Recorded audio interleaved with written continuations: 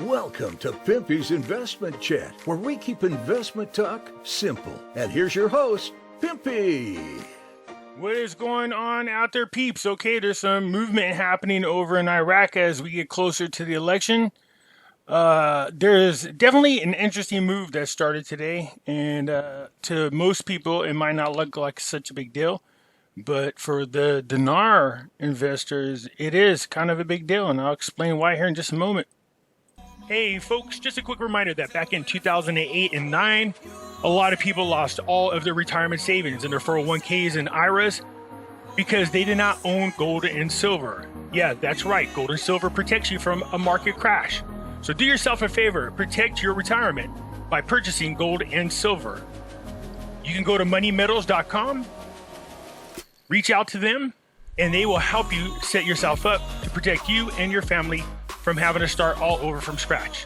If you're a first-time buyer and you spend more than $100, use promo code Pimpy, P-I-M-P-Y, and they will send along with your order a free half ounce of silver.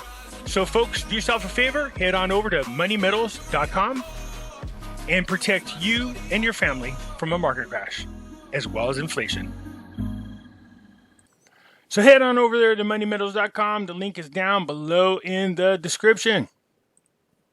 For those of you looking for my address, there it is right here. And you guys know I have the alternative website where there's videos posted there that are banned on YouTube. The General Secretary of Council of Ministers announced on Thursday the suspension of working hours on the next Sunday and Monday, coinciding with the day of the election.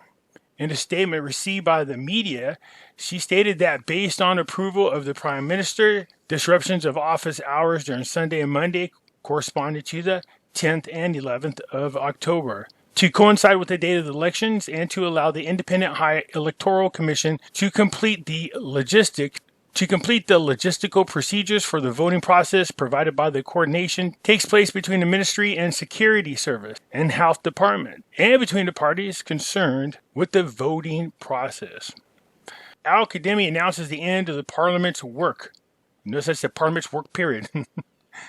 Thursday, Prime Minister Al-Kadhimi announced the end of the work of the Iraq Parliament. The House of Representatives today ended its parliamentary term in preparation for the procedure next Sunday, which is the election. He's closed down. They're done until the elections are over. And of course, it's no surprise. There's hundreds of different reporters from all around the world over there to watch the election and monitor it. So here you have Iraq and Kuwait iron out their differences. Remember, part of the punishment for Iraq was they had to pay restitution for when Saddam Hussein had so-called invaded Kuwait.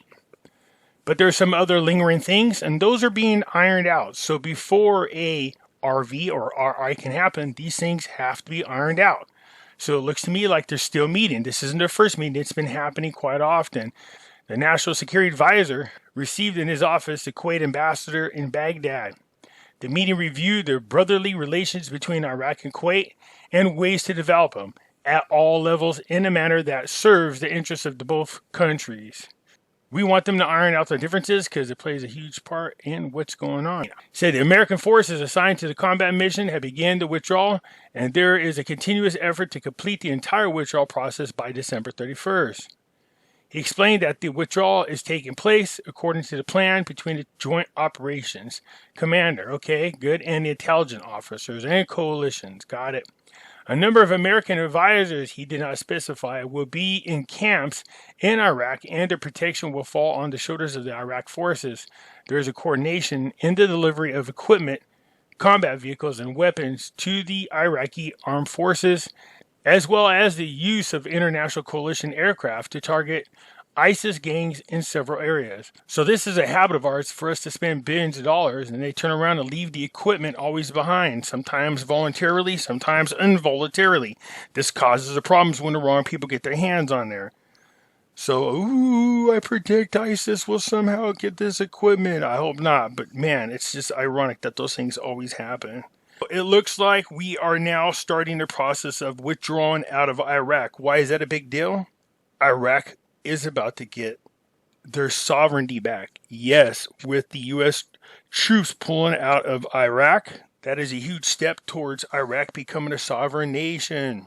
Take that and pair it up with the fact that Iraq and Kuwait are trying to iron out the differences and work together. It's also all of the deals that were made since Al-Qadimi has been in office, trades, borders are being opened once again. The big port between Saudi Arabia and Iraq has started. There's work starting on it. It looks to me like doing all the right things in order to do a proper RI or RV. I still think they have to wait to get the recovered dinar that was taken, or at least the amount that's there, so they can account for where all the dinar is and get a better idea whether or not an RV or an RI is even possible at this current moment. Now, again, having said that, you guys know I watch for other things outside of an RI or an RV. I am watching how the economy is doing. Al-Qadimi is taking all the right steps to make that happen. So it's looking really good, you guys. I remember 2019, we thought we were there, and then it just fell apart. But this is much more further along. A lot of the things that were agreed upon between Iraq and the United States, there was a checklist of things that had to be done. Definitely much further along now than ever before. Let's just keep our fingers crossed that ISIS does not get in there and mess with them. This election takes place, and the right person ends up winning, and we'll be A-okay. So for the most part, that's it. So most offices are being closed. Parliament has been dismissed. They are done. We're just waiting for the elections to happen. But I do like the fact that our troops are already withdrawn. Let's do it properly this time, unlike we did in Afghanistan, or then Kuwait and Iraq. Ironing out their differences are both huge steps in the right direction. Feeling very good about this. Feeling very happy. All right, you guys, hit the thumbs up button. If you're not a subscriber, please do so, because when you do, it helps out the channel, and I surely do appreciate it. I'm going to catch you later. I'm out.